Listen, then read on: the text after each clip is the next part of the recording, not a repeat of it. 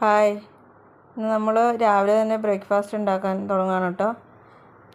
വലിയ എളുപ്പമുള്ള പണിയാണ്, ഒത്തിരി ബുദ്ധിമുട്ടൊന്നുമില്ല. ഇടിയപ്പത്തിന് പൊടി വാട്ടുന്ന പോലെ 2 ഗ്ലാസ് വെള്ളം ഒഴിച്ചിട്ട് 1 ഗ്ലാസ് പൊടി ഇട്ട് വാട്ടിയെടുക്കാൻ പോവാണ് കേട്ടോ. ഞാൻ ഇനി 2 ഗ്ലാസ് വെള്ളം സ്റ്റൗവിൽ വെച്ചു, സ്റ്റൗവ് കത്തിച്ചു.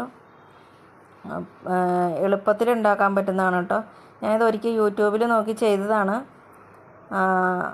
ആ ചേട്ടൻ്റെ വീഡിയോസൊക്കെ ഞാൻ കാണാറുണ്ട് കേട്ടോ. ഒത്തിരി സാധനങ്ങളും വേണ്ട, എളുപ്പത്തിലും ആയിരിക്കും, സമയവും കുറവ് മതി.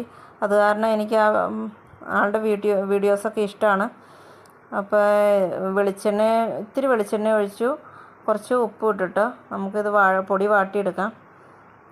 ചെറിയ ഉരുളകളാക്കുന്ന ഒരു സമയം മതി, ഇത് അത്രയും സമയം ആവുള്ളൂ ഇതാക്കുന്നതിന്. പെട്ടെന്ന് തന്നെ റെഡിയാവും, എളുപ്പത്തിലുള്ളൊരു ബ്രേക്ക്ഫാസ്റ്റോ അല്ലെങ്കിൽ വൈകുന്നേരം കുട്ടികളൊക്കെ വരുമ്പോൾ എളുപ്പത്തിൽ കഴിക്കാൻ പറ്റുന്നതാണ് കേട്ടോ. ഞാനിത് ആദ്യം സംശയിച്ചാണ് ഉണ്ടാക്കിയത്, പക്ഷേ വീട്ടിലെല്ലാവർക്കും ഇഷ്ടമായി. അപ്പം നിങ്ങളും ഒന്ന് ചെയ്ത് നോക്കട്ടോ. ഇതേ പൊടിയൊക്കെ വാട്ടി കിട്ടിയിട്ടുണ്ട്. ഇനി ഇത് ചൂടൊന്ന് കുറഞ്ഞ് കഴിയുമ്പോൾ നമുക്കിത് കൈ കൊണ്ട് തന്നെ ഒന്ന് കുഴച്ചെടുക്കണം. ഈ സമയം കൊണ്ട് ഇതിന് ആവശ്യത്തിനുള്ള കൊച്ചുള്ളി നന്നാക്കി എടുക്കുക കേട്ടോ. എങ്ങനെ പോയാലും എതിലേ പോയാലും കൊച്ചുള്ളി നന്നാക്കുമ്പോഴും സവോള നന്നാക്കുമ്പോഴും നമ്മളെ ഒന്ന് കരയിക്കാതെ വിടില്ലല്ലോ. തീരെ ചെറിയ ഉള്ളിയാണെങ്കിൽ അതിന് എരി കൂടുതലായിരിക്കും. അപ്പം ഞാൻ 2 ഉള്ളി പൊളിച്ച് കഴിഞ്ഞപ്പോൾ തന്നെ കരച്ചിൽ തുടങ്ങി. പൊന്നു പറയുന്നുണ്ട് രാവിലെ തന്നെ കരഞ്ഞ് കണ്ണുരുട്ടിക്കൊണ്ടിരിക്കുകയാണെന്ന്. കരഞ്ഞു കഴിഞ്ഞിട്ടുണ്ടെങ്കിൽ പിന്നെ കാണാൻ പാടില്ല, ഒരു ഊഹം വെച്ചാണ് അരിയുന്നത്. അപ്പം അത് റെഡിയാക്കി, പച്ചമുളകും റെഡിയാക്കി വെച്ചപ്പോഴത്തേക്കും മാവിൻ്റെ ചൂടൊക്കെ പോയിട്ട് അതൊന്ന് ശരിക്കും കുഴച്ചെടുക്കാം. ചെറിയ ചൂടോട് കൂടി കുഴയ്ക്കുകയാണെങ്കിൽ നല്ല മയം കിട്ടും കേട്ടോ. അപ്പോൾ കുഴച്ച് ചെറിയ ഉരുളകളാക്കി അപ്പച്ചെമ്പിലേക്ക് വയ്ക്കുകയാണ് കേട്ടോ. ഞാൻ വേറെ പോയി ഇരുന്നൊന്നും കുഴയ്ക്കാനുള്ള സമയമില്ല, കാരണം ഇത് സ്റ്റൗവിലേക്ക് വെച്ചിട്ട് വേണം. ഇത്തിരി തയ്ക്കാൻ കിട്ടിയിട്ടുണ്ട്, അത് തയ്ക്കാനിരിക്കാൻ രാവിലെ തന്നെ കൊടുക്കാനുള്ളതാണ്, മറന്നുപോയതാണ് കേട്ടോ. അപ്പോൾ എല്ലാം ചെറിയ ഉരുളകളാക്കി അപ്പച്ചെമ്പിൽ വെച്ചു. ഇടയ്ക്ക് പൊന്നും വന്ന് കൂടി. അപ്പോൾ ഒരു 2-3 മിനിറ്റ് ഒന്ന് ആവി കൊണ്ടാൽ മതി കേട്ടോ, കാരണം ചൂടുവെള്ളത്തിൽ വാട്ടിയെടുത്ത പൊടിയല്ലേ.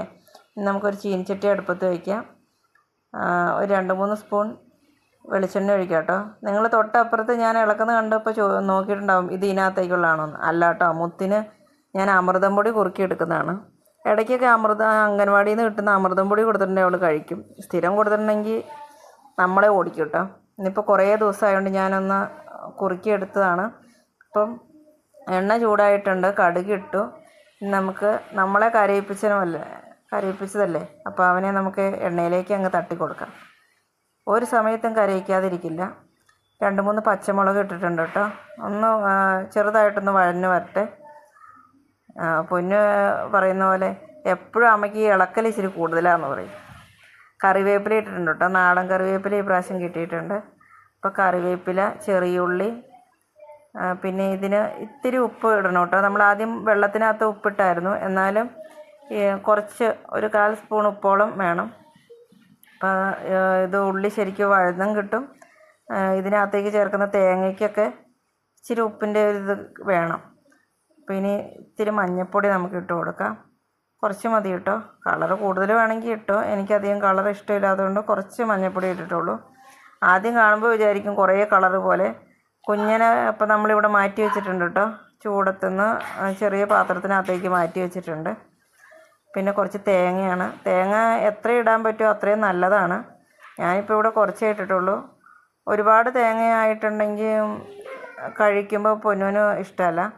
അപ്പോൾ എന്നാലും തീരെ കുറഞ്ഞു പോയാലും കൊള്ളില്ല കേട്ടോ. അതുകൊണ്ട് തേങ്ങ ഇട്ട് കഴിഞ്ഞപ്പോൾ മഞ്ഞൾ കറക്റ്റായിരുന്നു കേട്ടോ. ആദ്യം ഞാൻ ഇട്ടപ്പോൾ കൂടിപ്പോയി എന്നാണ് വിചാരിച്ച്. ഇനി നമുക്ക് കൊച്ചുണ്ടകളെയൊക്കെ അതിനകത്തേക്കൊന്ന് തട്ടി ഒന്ന് പുതപ്പിച്ചെടുക്കാം. വെളുത്തിരുന്നാൽ ശരിയാവില്ലോ. ഇച്ചിരി മഞ്ഞളിൻ്റെ കളറും കടുകിൻ്റെ കറുപ്പും പച്ച കളറും ഒക്കെ ചേർന്നൊരു നല്ല വെറൈറ്റി ആകട്ടെ എന്ന് വിചാരിച്ചു. അപ്പോൾ നന്നായിട്ട് മിക്സ് ചെയ്തിട്ടുണ്ട് കേട്ടോ. ഒത്തിരി നേരമൊന്നും മിക്സ് ചെയ്ത് വയ്ക്കണ്ട. അപ്പോൾ നമുക്കിത് ബൗളിലേക്ക് മാറ്റാം. ഇതാണ് ഇന്നത്തെ ഞങ്ങളുടെ ബ്രേക്ക്ഫാസ്റ്റ്. എല്ലാവരും ഒന്ന് ഉണ്ടാക്കി നോക്കണം കേട്ടോ, നല്ല ടേസ്റ്റാണ്. ഞാൻ